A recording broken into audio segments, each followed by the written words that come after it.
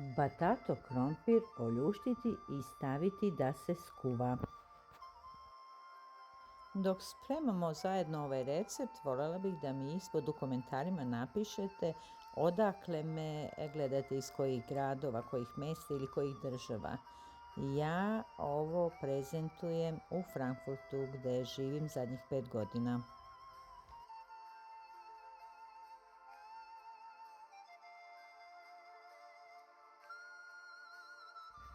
Ako vam se dopadaju moji videi i recepti koje prezentujem, bilo bi lijepo da zapratite moj kanal i dobijat ćete uvijek ekskluzivno informacije kada objavim nešto novo.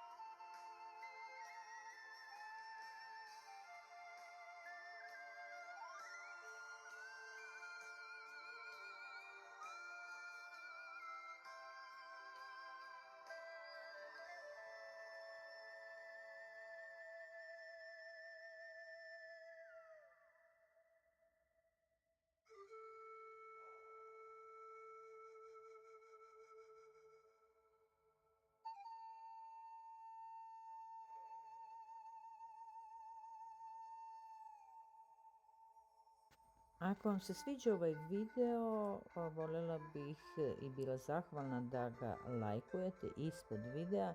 Svaki lajk u levom donjem uglu znači više šanse da što više ljudi pogleda ovaj spot i napravi ovakav lijep recept. Hvala vam unaprijed.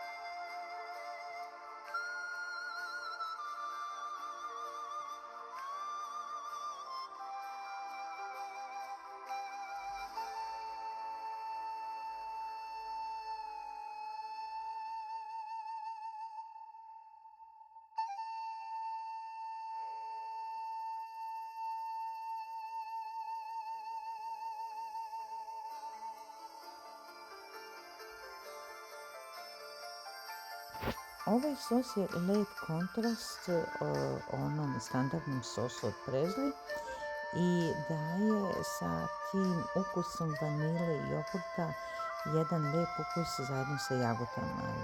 Preporučujem da ga u svakom slučaju probate.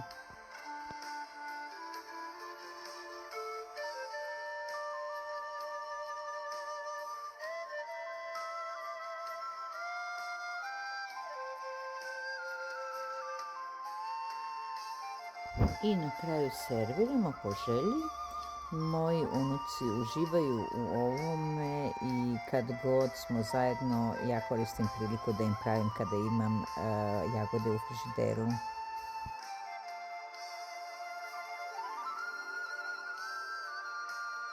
Eto i stigli smo skoro do kraja. Ja vas sve pozdravljam, zahvaljujem se na pažnji i radujem se sljedećem videu i vašem prisustvu na prezentaciji. Pozdrav!